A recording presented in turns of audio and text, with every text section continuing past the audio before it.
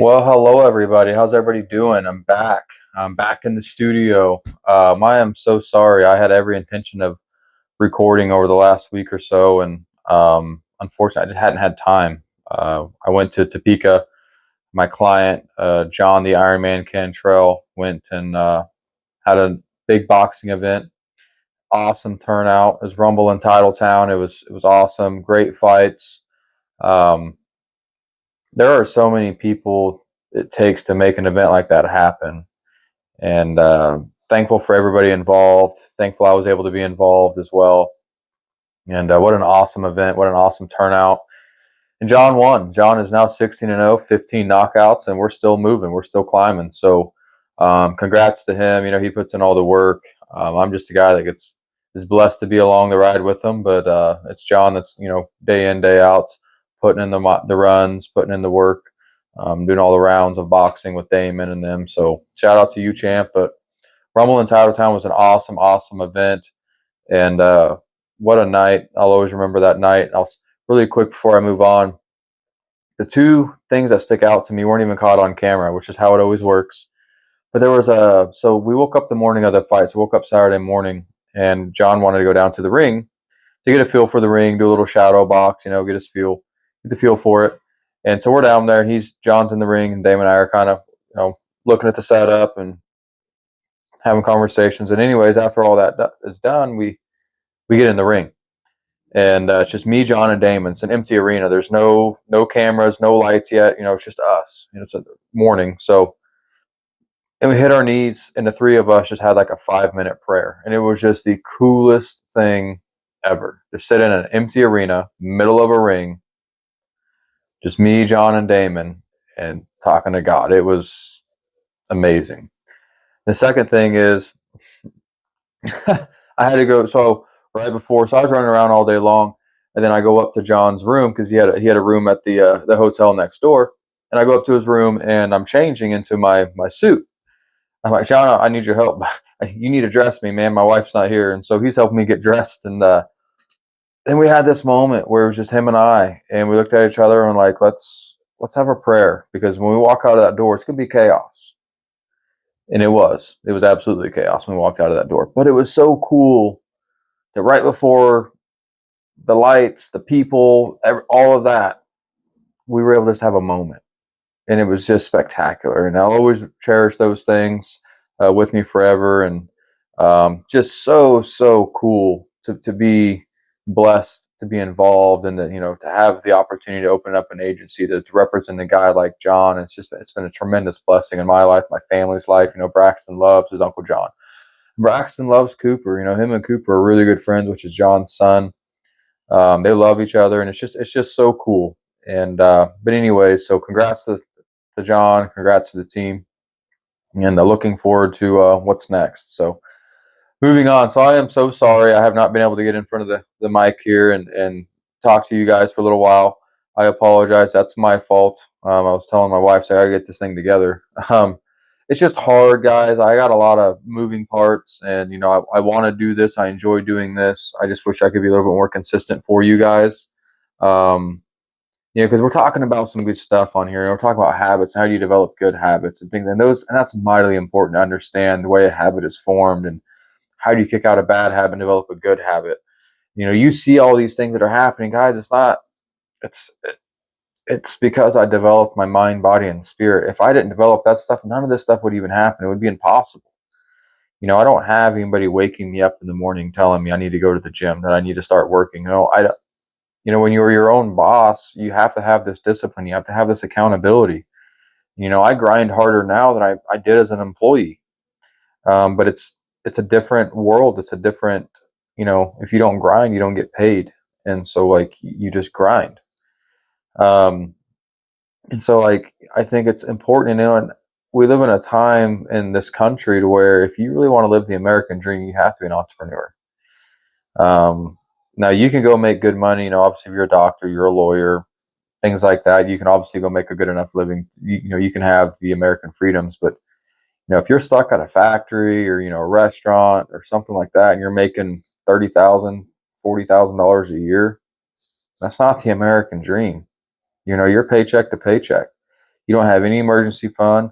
You don't get to do much traveling. You don't network much. You're just kind of stuck in your own little world, and that's just life. And I was there, which is why I'm here, because I understand what that feels like. I understand what that lifestyle looks like.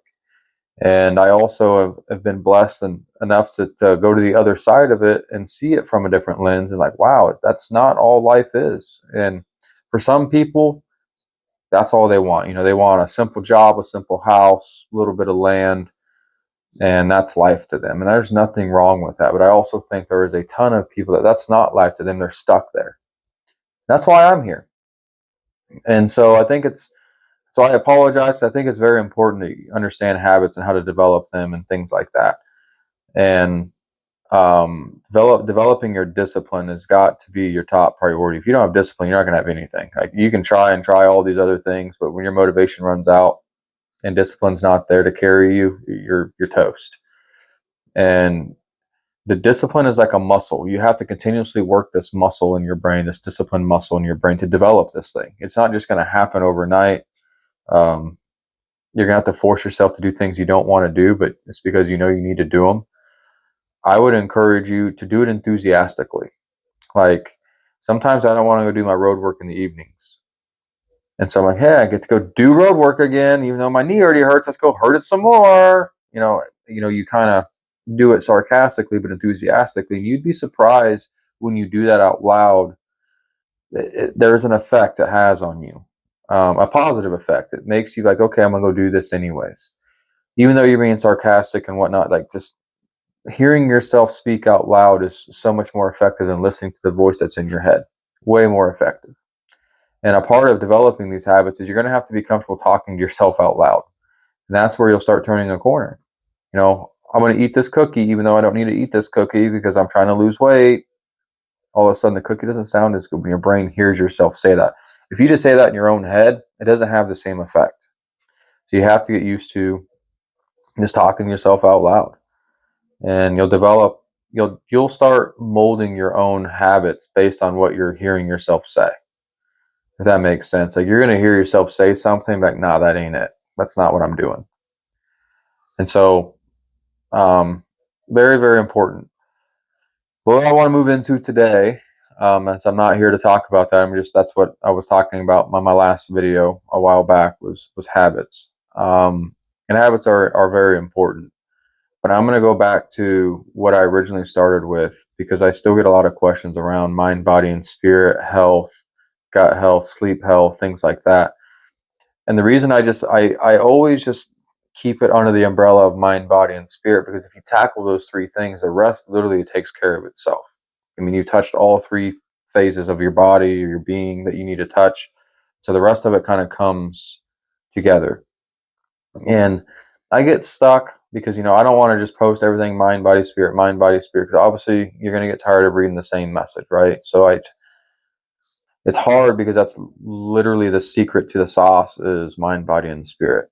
There's not a supplement you're going to buy. There's no patches or drinks or gummies or none of that's going to fix your ultimate problem. Your ultimate problem is you got to fix your mind, body, and spirit. There are supplements that can help you along your journey once you get going, but there's not a supplement that's going to allow you to continue to do the same thing that you're doing. Then you just add the supplement and all of a sudden your life is just so much better. That's not the way this life works, unfortunately. I hate to be the bearer of bad news. And that's why I've never been into these companies like Thrive, which just went under. I've never truly believed in those companies because I've always understood our bodies were designed the way they're designed. And if you take care of said body, it'll take care of you. And I've always understood that from a bird's eye view, but I never understood how to zoom in and get the details of like, okay, what does this actually look like? What do I need to do this? And it took me a long time. I'm still learning today. I don't have all the answers. But I can tell you, when you go to the gym, let me give this as an example. When you go to the gym, you start taking care of your body. You go to the gym, you naturally start thinking about what are you eating and what are you drinking and how often. That's just a natural thing because you're doing this work over here. So you want to make sure the work that you're doing over here matches the work you're doing over here. And I'm not saying you'll quit eating chocolate altogether, but what I am saying is you will start what you'll notice is you'll start eating less chocolate because you're like, man, I don't want to put all this work in for nothing. So you will naturally, that's why I say mind, body, and spirit will lead you to everywhere you need to go, because just that one little change will start. You may not make a change, but you're going to start recognizing what are you eating. And you're going to start noticing, like, okay, I'm going to the gym, but if I really want to get to where I want to go, I'm going to have to stop eating this and drinking this and blah, blah. Like, you're going to identify these things. I'm not saying you're going to do it, but you will already, without anybody telling you, start thinking about it. That's step one. You got to start recognizing things. I feel like we live in a time, and maybe it's just because it's my age group. I'm in my 30s, and a lot of people I talk to are around my age or a little bit older. A big issue that I see is gut health. People are inflamed. People think they have a lot of these intolerances, and people, I thought I had a gluten intolerance for the longest time, and that's not it. There's a lot of things that they put in our food, the way it's processed, and over time, your body starts building an intolerance to this stuff. And this is my own belief. By the time you hit your 30s, your bodies have had enough, and that's when you start noticing problems. That's when you start like, man, something's not right. Something is off, and you can't figure out what it is. It feels like no matter what you change, it stays the same. I would highly encourage each and every one of you to go do a food intolerance test. You can just order the dang thing off of Amazon. I did mine a year ago. I'm due for another one. I'm going to do another one to see if anything's changed. But so I thought I had a gluten intolerance. And so I started cutting out bread, blah, blah, blah. And I could not figure out what was making me sick all the time. And I just felt bogged down, felt bloated all the time.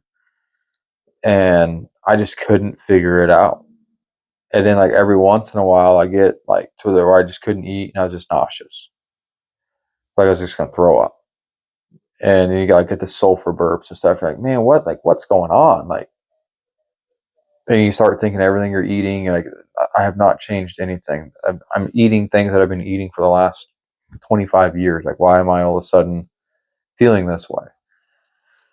And for me, it was scary. I'm like, wait, do I have something? Is there something else going on? Like, I'm not old, but I'm not a young pup either. Like, I'm kind of in the middle at this point. So I guess I'm at an age where really anything's on the table. So, anyways, my wife came across this, and so she's like, "We're just gonna take this food allergy test and see what comes back." And I was like, "Okay, yeah, we'll figure out." It's gonna say gluten because I know it's gluten. Blah, blah, blah. And I had stopped eating bread, but yet I was still, and it was a little bit better, but it wasn't. I still wasn't feeling 100%. I get this test back. I am in fact not gluten intolerant at all. However, everything I was putting on with the bread, not everything, but a lot of things, I was. It's like on my list. First thing, coffee, which I drank coffee every morning, and so I cut that out. Um, Turkey, onions, lemon. I drank a lot of lemonade. I quit drinking pop, and I just would go water or lemonade. Those are my two. Lemonade was kind of like my sweet, sugary, sour drink, or whatever. My soda pop, so to speak. Well, it's making me sicker than a dog. I had no idea. And so I got this test back. I'm like, what? Another thing on there was thyme, like the seasoning or the herb thyme, which is and I love Jamaican food, and thyme is in a lot of Jamaican food. Thyme is also like an Italian seasoning. So like my wife she homemade an Italian seasoning. So we don't, anyways. So I was like, you know what? Because I saw the results and I'm like, I don't know. Like, where'd you get this test? Like, who'd this go to? Like, because what you do is you take 10 hair follicles, you put it in like a Ziploc baggie, and you ship it off to this lab. And it takes like 2 weeks or whatever, 10 days, and then you get your results back. So they test your hair strands. I was like, you know what? I'm going to try it. I'm obviously not in a good spot now. So who am I to say that this is wrong when I'm obviously not right? I can't figure it out. So I stopped. I stopped eating turkey. I stopped eating lemon. I made sure thyme wasn't in anything I was eating. And sure enough, less than a week, I was like, man, I feel way better. And then as time went on, it's like, man. Oh, and the other thing was egg yolks. egg yolks. So like I can't have like the runny egg yolk, which I love runny egg yolk. Like eggs Benedict and stuff. Yeah, that's you're talking my language. Can't have it. I can have eggs in stuff. Like I can do like a waffle or like a pancake. It could be integrated into something, and I'm fine. But I can't just do like a scrambled egg or an over, especially not an over easy egg. I can do a scrambled egg better than I can do an over easy egg. But I just kind of avoid eggs altogether unless it's just in something. Um, and I'm very, my wife is on it and I'm on it. Anytime we go anywhere to eat, I tell them, hey, I can't have this, this, and this. Obviously, I'm not going to go down the whole list because there's a whole list of things on there. And most of the stuff, I don't even know what it is. So I'm like, yeah, I'm not worried about it. I looked it up and it's like, okay, it's a specific thing that it's not in any cuisine that I'm eating. But I tell them like, hey, I can't have onions, I can't have this. That's how serious I am. And I don't have an EpiPen. I'm not like deathly allergic, but I don't want the stuff. I don't want to feel that way. And so, moral of the story is, if you're struggling, and I know a lot of people are, there's a lot of people they're embarrassed. They're embarrassed by it. I would highly recommend go get that test done. Go do a test. Go figure out what it is. Now you can go do a full panel for like $700, but if that's not feasible, order this kit for like $50 and get your answers. With $70, I can't remember how much it costs. I didn't order it. My wife did, but it takes like 50 or $70, something like that. They have other ones on there that you can go more in depth. Like the one that my wife did would tell you also like what chemicals like you shouldn't be around, like based on your body, and like it'll tell you like Roundup or like dish. So it'll like nail it down like your regular household things that you would normally carry. It'll just kind of give you like an intolerance that you're gonna have. Anyway, I didn't do that one. I just did the food one. Um, but anyway, highly, highly, highly recommend. So I'm gonna be honest with you. It's something that seems small, but when you can't figure it out, you're pretty miserable. It'll ruin your whole day. um, Something that small, it has a major impact on your quality of life. So if you're struggling, it's okay. It's all right. They poison our food. It's just what it is.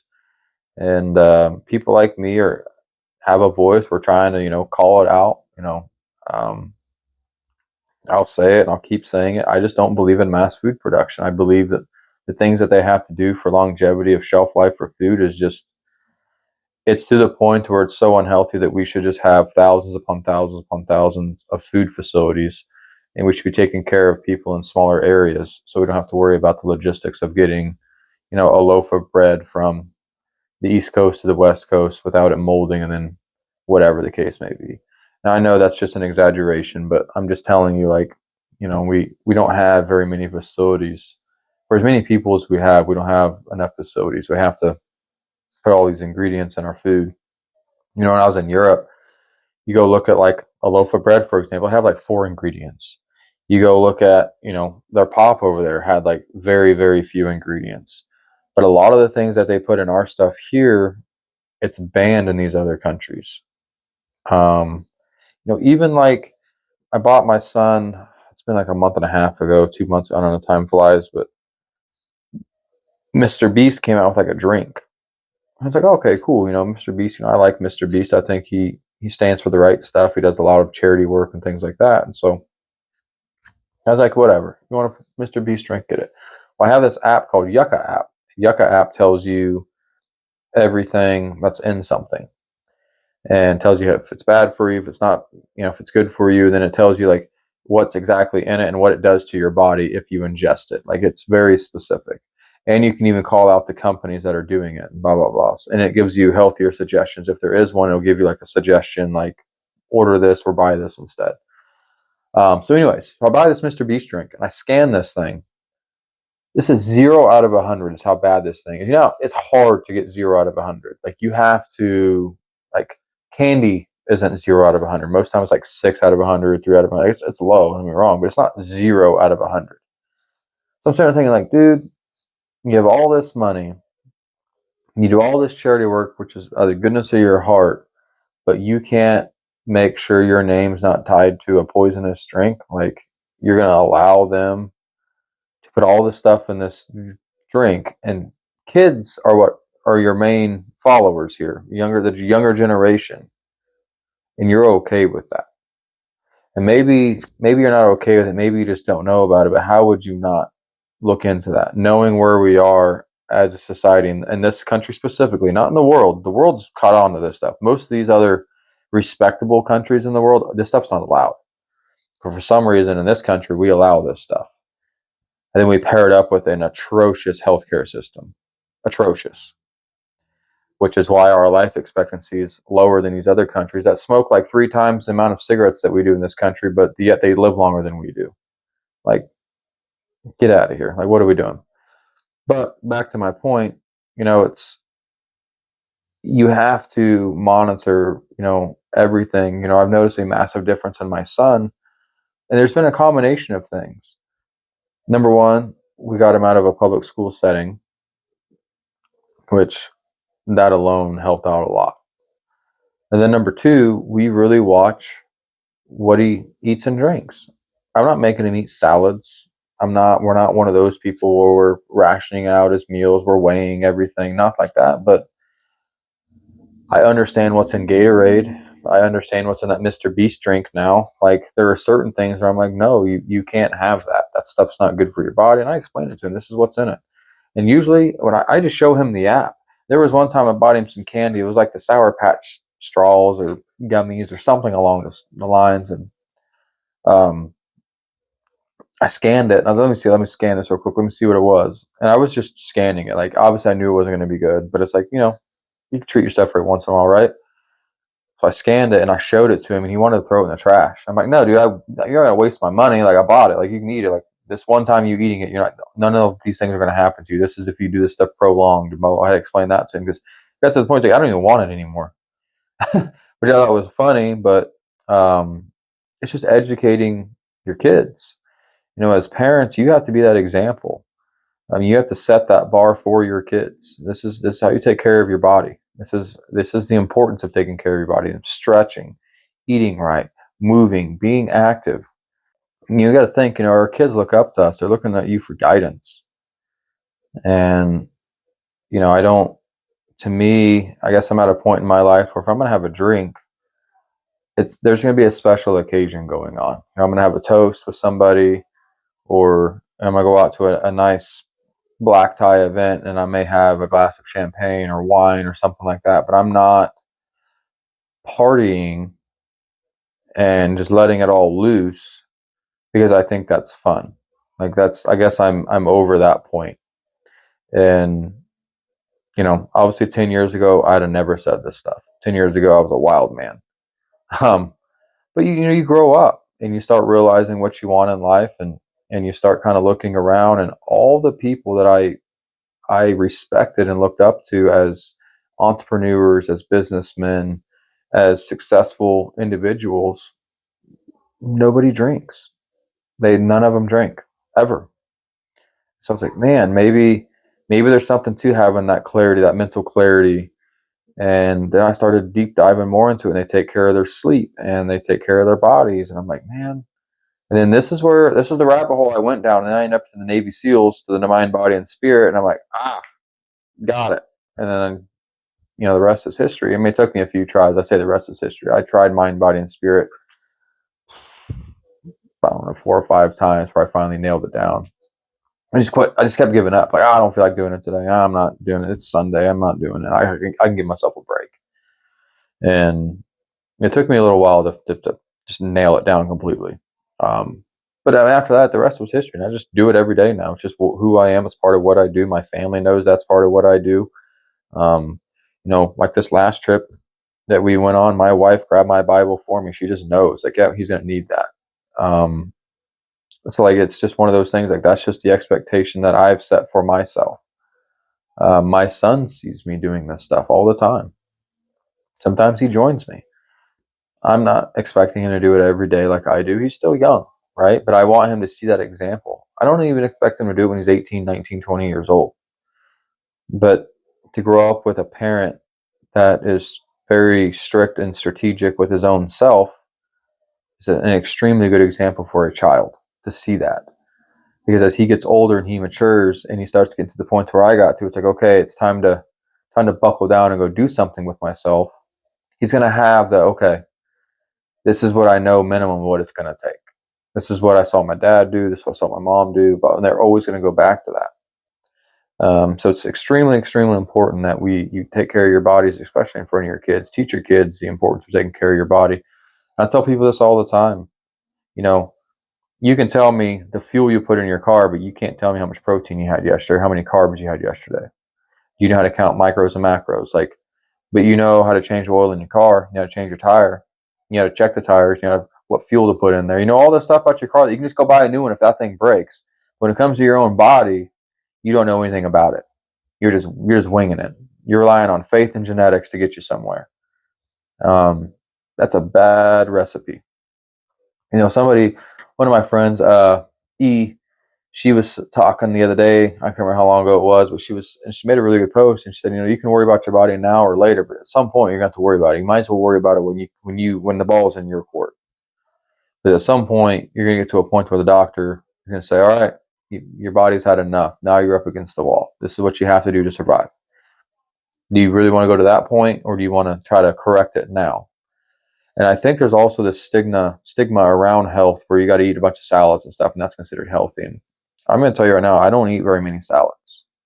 Um, an actual healthy salad is probably not the salad that you're thinking of.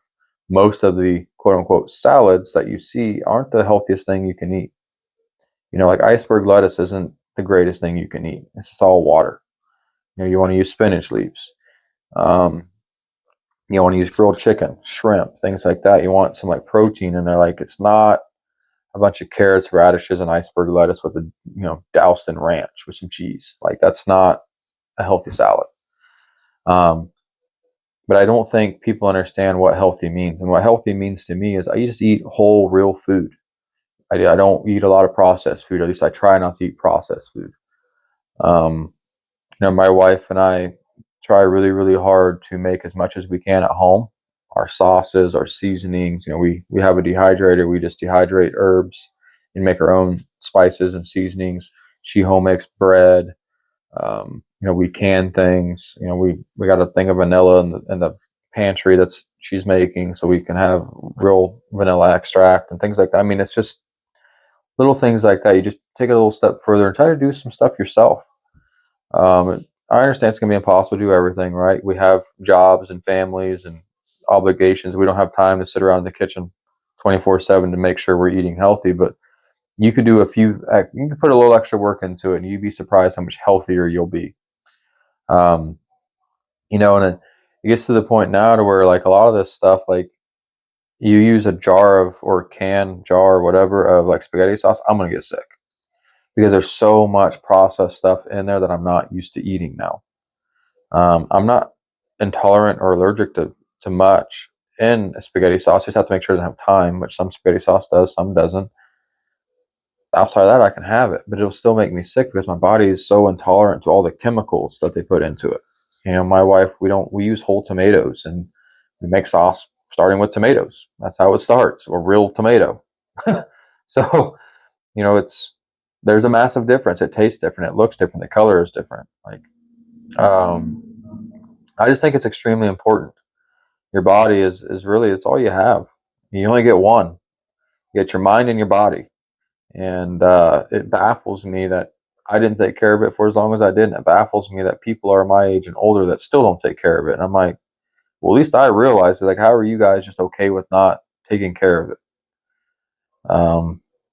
So anyways, I just think it's mightily important for your kids, for your family. And I do it for them. That's my motivation when I don't want to get out of bed. I know my son's going to be punching me in the ribs in about 3 hours, so I better go get up and stay in shape, take these rib shots.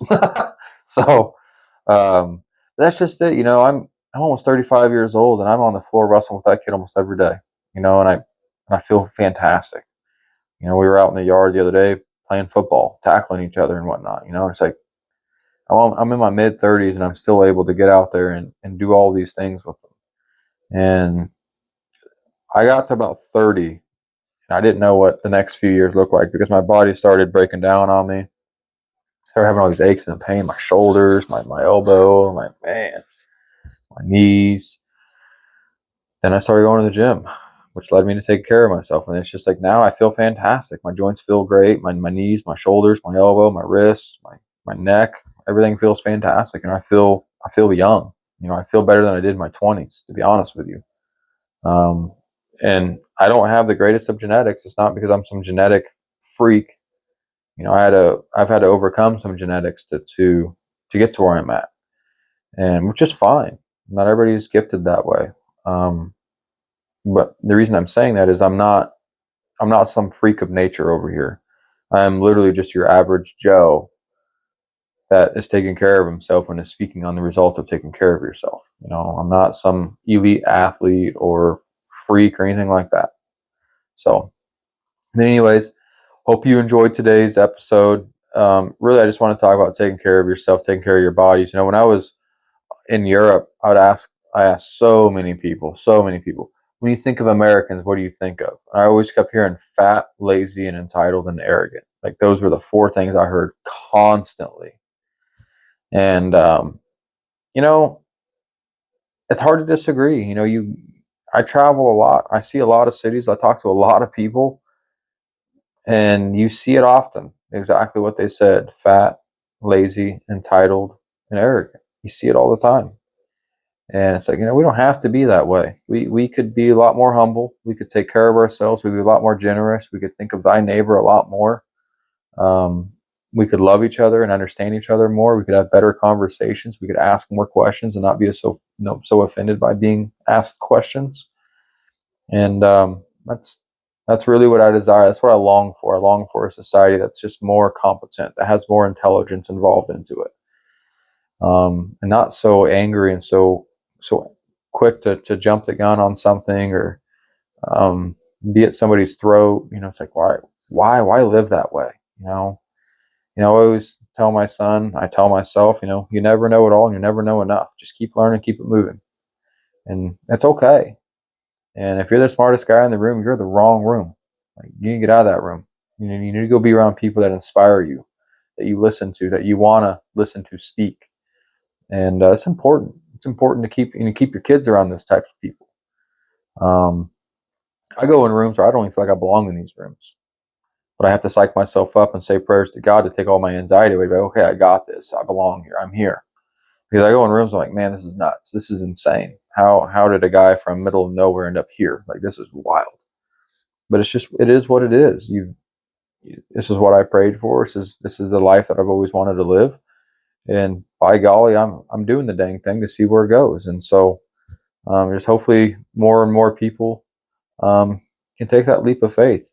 It's a wonderful leap. It's a scary leap, but it's a wonderful leap to take. So take care of yourself, take care of your bodies, take care of your families, be disciplined, be strategic. God bless. Thank you, guys.